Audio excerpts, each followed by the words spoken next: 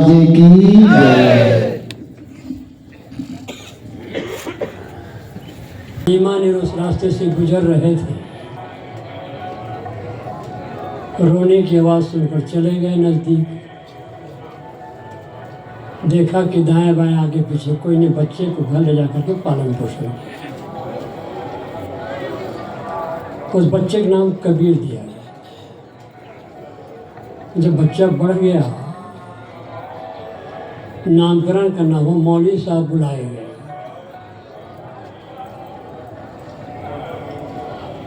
जब पत्ता पलटा तो नाम आया कबीर। मेरे दोस्तों, मित्रों, साथियों, कबीर का अर्थ महान है। मौलवी साहब को कबीर नाम देना अच्छा नहीं लगा। फिर पत्ता पलटा, नाम कोनो दूसरा आ जाए। तो जितने बार पत्ते पलटे उनका नाम आया कबीर।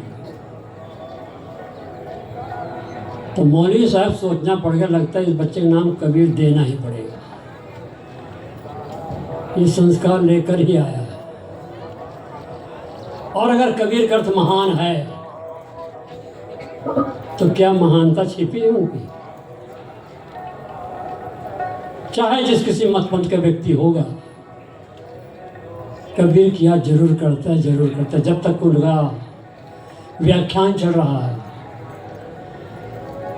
तो कबीर की वाणी का पुट जरूर देगा। कुछ लिखना शुरू करेगा तो कबीर की याद जरूर करेगा। ऐसे थे कबीर। उसके अनुयायी हम लोग हैं।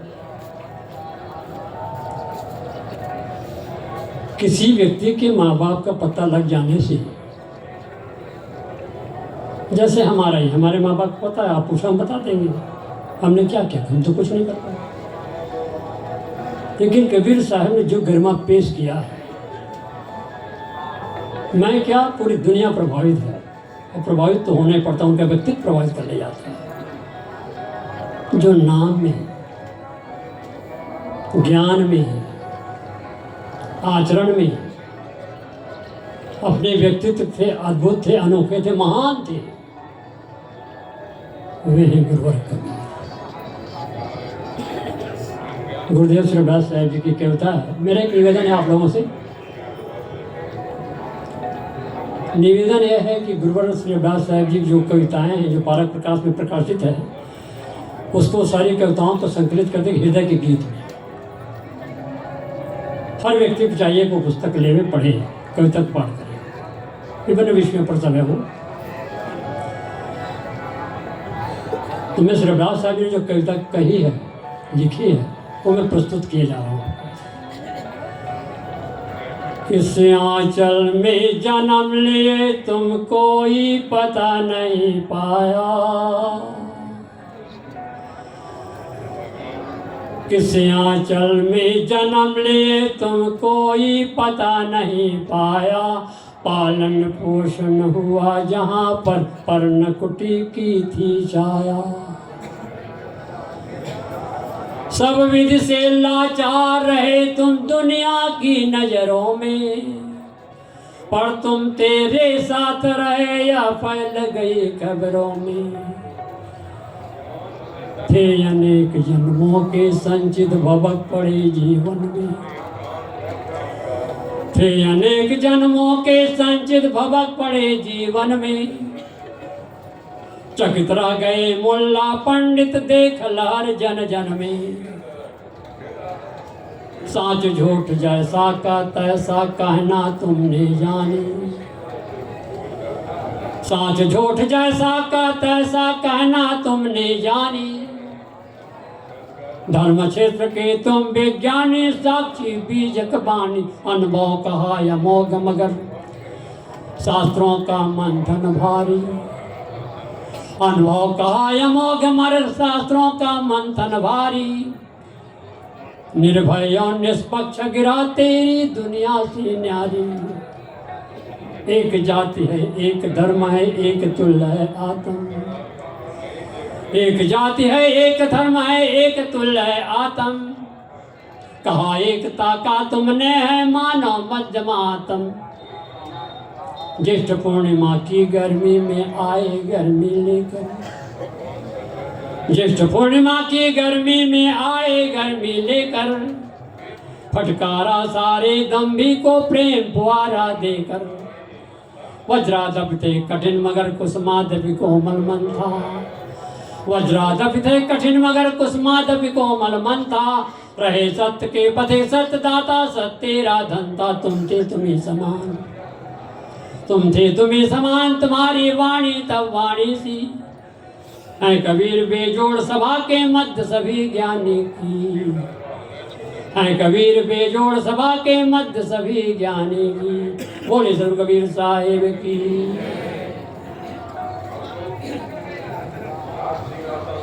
कबीर साहब संत थे और संत ही नहीं, संतों में शिरोमणि थे। संत तो वैसे बहुत हुए हैं, लेकिन अगर शिरोमणि का बाद अगर मिले तो गुरुवर कबीर हो। क्यों? इतना खुलासा निर्णय। परसों मैंने कविता प्रस्तुत की थी, आप सुने होंगे, सत्य का संदेश तुम जब खो दिए, कर सका कोई नहीं वैसा किए हो तुम, मुलाजे में न करना बात सीखी, कह दिया सच सच भले ही लगे थी। वो हिंदू है कि मुसलमान है कि ईसाई है, क्या है? मानव थे, मानव हैं। और जितने भी महापुरुषों के नाम लिए जाते, चाहे राम कृष्ण बुद्ध महावीर ईसा मोहम्मद कन्फ्यूशियस लागे सुकरात, सब मानव हैं। कबीर साहब मानव ही नहीं, मानव थे। वो हिंदू मुसलमान से तो हम बना लेते बीच में भाई, हिंदू घर में पैदा अपने आप हिंदू कहलाता है, मुसलमान के घर पैदा अपने आप मुसलमान कहलाता है, ईसाई घर पैदा अपने आप ईसाई कहलाता है। हिंदू मुसलमान सिख से बाद में मानते हैं, पहले तुम मानव थे, मानव हो और मानव रहोगे। मानुष तेरा कभी कभी पूरा कर दिया करो, आपको बोल जाता हूँ, मानुष तेरा गुण। तो मानवीय शक्ति को जो व्यक्ति जागरण कर ले जाता है, दुनिया का महानतम व्यक्ति उनका नंबर तो हो ही जाता है। इन महापुरुषों ने मानव तू है सबसे महान, तेरी प्रज्ञा रवि किरणों से है बने पेश असुरीश, सब शास्त्र वेद मत पंथ कला कौशल का तू ही है महीश, तू ही प्रकृति का अन्वेषक, तू विज्ञानी विज्ञान खान, मानव तू है सबसे महान, मानव तू है सबसे महान। मानव से बढ़ के दुनिया में कोई हो भी नहीं सकता, बिल्कुल गर्व का विषय है। लेकिन ये भी जानो आप, इस दुनिया का गैर गुजरा प्राणी तो मानव है। अरे वाह, अभी आप प्रशंसा कर रहे थे, फिर कहते हैं गैर गुजरा मानव है। चोरी वही करता है, डाका वही डालता है, झूठी गवाही वही देता है, सारे को क्रम मनुष्य करता है। तो मानवीय गुणों से करोड़ों कोस दूर है। मानव कहलाने का कई वो है, मानुष हो के नाम हुआ मुँह सुधा कर। तो कबीर साहब मानव नहीं, मानव था। बात आती है, ये हमारे गुरुजन जो बैठे मंच पर, विरक्त है कि गृहस्थ है? बताओ, विरक्त है ना? आप लोग प्रभुत्व लोग यहाँ बैठे हैं, भारत के कोने कोने से दूर दराज से आए हुए हैं आप लोग। किसी विद्वान ने आज तक कहा कि कबीर साहब बाल ब्रह्मचारी व्रत संत थे? बता दो किसी। छोटी कक्षाओं से लेकर के बड़ी कक्षाओं तक मैंने कई पुस्तकें पढ़ी है, देखी है, विद्वानों की पुस्तकें मैंने पढ़ी, उनके विचार पढ़े देखे। कबीर गृहस्थ थे, लोई नाम की पत्नी थी, कमाल का मन उनके बच्चे थे, ये सब लिखा गया। और कबीर साहब की जितने भी साधक हैं, चाहे भक्त हो चाहे संत हो, चाहे कबीर साहब से जुड़े दामा खेड़ा करसियां पार की समाज, सबके सब गुरुवर कबीर को विरक्त संत मानते हैं, क्योंकि थे इसलिए मानते हैं।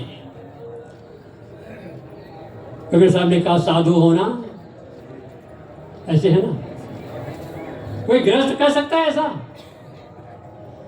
कोई गृहस्थ कभी ऐसा नहीं कर सकता।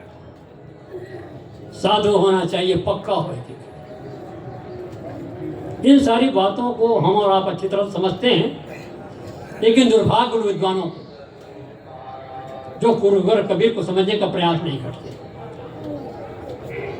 सबके सब एक लागे गृहस्थ गृहस्थ गृहस्थ कहते चले जाते हैं। इसका मुझे काफी दर्द है और शायद आपको भी दर्द हो। अगर कबीर साहब सबको गृहस्थी होना चाहिए, साधु क्यों बने? आप साधु क्यों बने? उसको समझने के दो तरीके। गुरुवर कबीर बाल ब्रह्मचारी विरक्त संत थे, उसका प्रमाण दे रहा हूं मैं। पहली बात तो साधु होना चाहिए, पक्का हो एक खेल। सुंदरी न सोहे संकादिक के साथ कबूक दाग लगावे कारी हाड़ी हाथ माया माठ अग्नि जम हम जाने तिवनी फास लेकर डोले बोले बदले वाली कनक काम ने देख के तुमल बोल रंग। ये जो वाणी है ये सिद्ध करती है कि निश्चित ही गुरुवर कबीर बाल ब्रह्मचारी विरक्त संत थे। तो उनके हृदय कमल से जो निकली हुई वाणी बीजक में यही है। और यहाँ तो भारत के कोने कोने में गुरुवर कबीर का आश्रम तो है ही, जो यहाँ से दूर विदेशों में है वहाँ भी कबीर आश्रम है सब।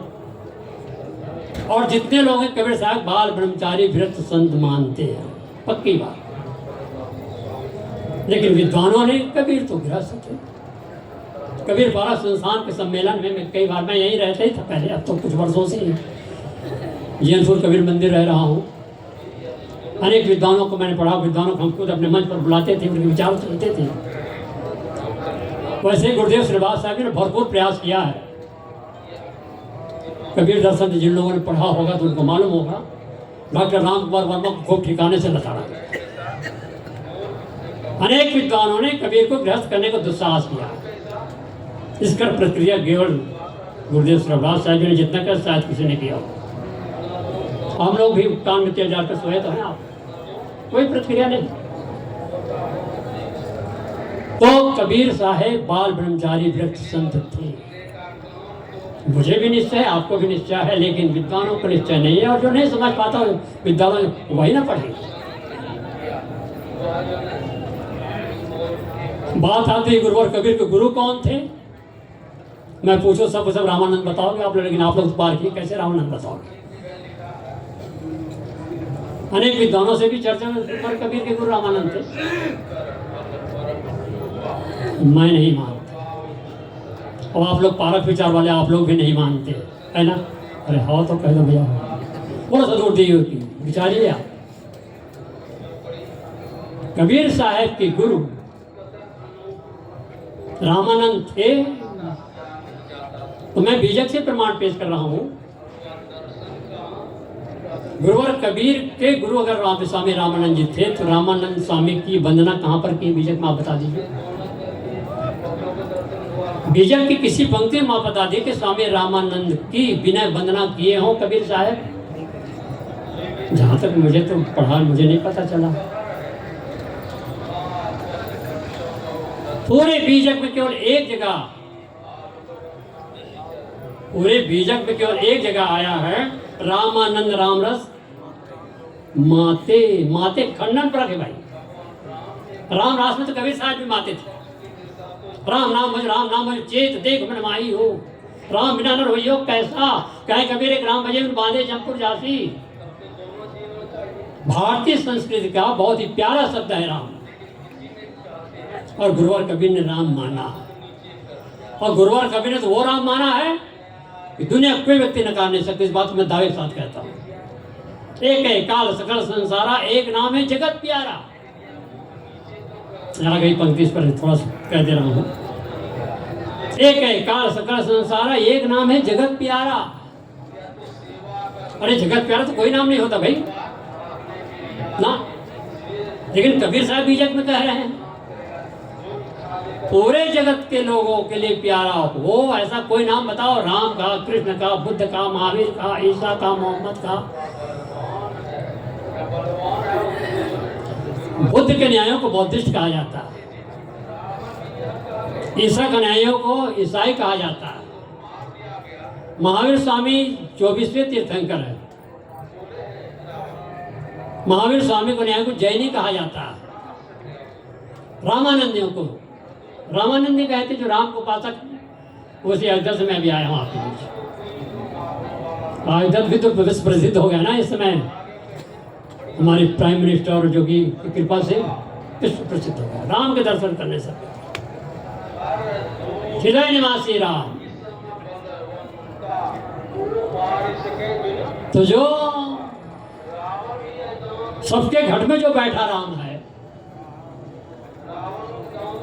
वो तो एक ही है ना। विचार कीजिए किस बात को।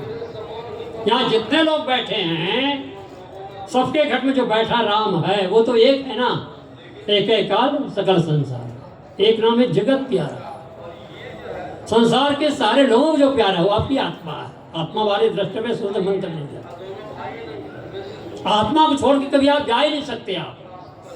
आप आए हैं पता नहीं भारत के कोने कोने कितने कितने, राजस्थान, गुजरात, हरियाणा, पंजाब, काठमांडू, नेपाल, पता नहीं कहाँ कहाँ से आए हैं। क्या अपनी आत्मा को अपने घर में छोड़ के आए हैं आप लोग जी? छोड़ना चाहो छूट जाएगा? नहीं छूट सकते। पति पत्नी संबंध बीच में होता है, नन्हे मुन्ने प्यारे बच्चों का संबंध बीच में होता है, खेती बाड़ी, रुपये, पैसे, धन दौलत संबंध बीच में होता है। बीच में तो बीच में छूट जाता है। लेकिन आपका संबंध आपसे बीच का नहीं है मेरे दोस्तों, याद रखिए। बीच का नहीं, अच्छी तरह नोट कर लीजिए आप। तुम्हारा वही जो तुमसे ना छूटे, कभी भी कहीं भी तुमको ना छोड़े। तुम्हारा परमात्मा राम, तुम्हारा मालिक, तुम्हें एक सेकंड भी अलग नहीं होगा। आजा राया खंड रूप, गाओ सब संत मात्र। आजा राया खंड रूपी पारमा, गाओ सब। आजा राया खंड रूपी पारमा, सूर्य से उजासिले खोयाती, हाय ब्रह्म जगत ब्रह्म मीठी झाई संधि, संस सब चोर कर धोर से, वेद हूँ प्रमाण और वाणी न के मत, और हूँ सिद्धांत सो तो सर्वलो, हाय सर्वहूँ को जाने सो तो सर्वहूँ, सर्वहूँ को जाने सो तो सर्वहूँ सो न्यारो, सोई गुरु रूप निज, हाय सोई गुरु रूप निज, सोई गुरु रूप निज। पारक पारक, जब पारक की बात आती है तो मैं दक्षिण भारत पहुंच जाता हूँ। ये भी थोड़ा कह दें, याद आ गया। अब तो साहब का भी समय सारे बातें कह देता हूँ। 2001 में मैं भ्रमण करने चला गया था थोड़ा देशाटन में। लौटते समय पूना आश्रम में ठहरा, एक रात ठहरा, 2 रात रहा। तीसरे दिन में वहाँ से बम्बई आ रहा था।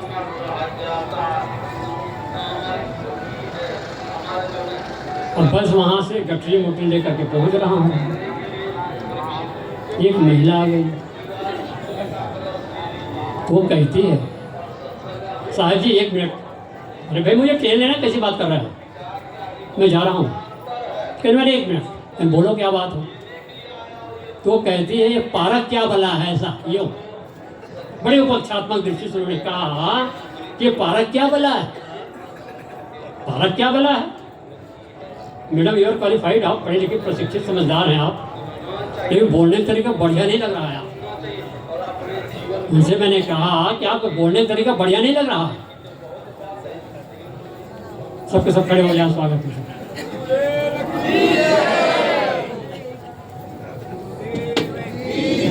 बोले सदगुरुदेव की।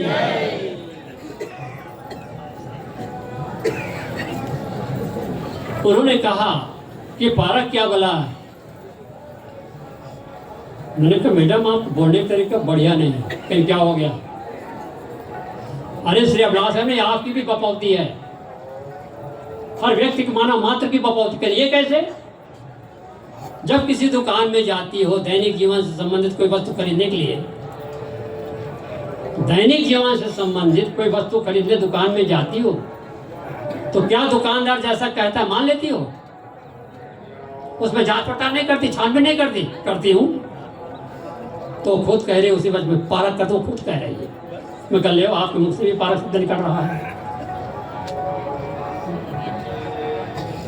कहीं पारक आपका मूल स्वर, अगर कोई मुझसे पूछे कि गुरुवर कबीर का सिद्धांत क्या है, तो मैं तो एक ही वाक्य में उत्तर, गुरुवर कबीर पारक सिद्धांत, परखो परखो परखो। और गुरुवर कबीर की पंक्ति याद करता हूं, सुनिए सबकी बातों को सुनो और निर्णय करने की क्षमता खुद रखो। ये गुरुवर कबीर का संदेश है। किसी कहने पर मानना ना जाओ, आपकी विवेक शक्ति जागृत होनी चाहिए। आप हैं कुछ, मैं तो कुछ भी नहीं हूं। अरे महात्मा ना, आप सब कुछ हो, लेकिन चेतना समझने का प्रयास करें। फिर साहब जी विराजमान है मंच पर, एक कविता का तर्कवाणी बना लेना चाहूंगा। सत्य का जिज्ञासु सत्य के वास्ते दर दर भटकता, सत्य का जिज्ञासु सत्य के वास्ते दर दर भटकता, भूल जाता जग विपिन में विविध विषयों में अटकता, सूर्य की द्युति रश्मियों में, चांद की मोहक विभा में, सुन के इस अंतहीन 10 दिशाओं निस दिवा में, उच्चतम हिमगिर शिखर पर, गहनतम दद की तली में, निबिड़तम वन कुंज में, वो सरलतम जग की गली में, खोज कर वह हार जाता पर न मिलता सत्य उसको, खोज कर वह हार जाता पर न मिलता सत्य उसको, खोज करके आज तक भी मिल सका है सत्य किसको। सत्य हो प्रिय कर सुखद हो और सत्तर सत्य अपना, वह पदार्थ पृथक कहाँ है जिसकी मिलने की कल्पना।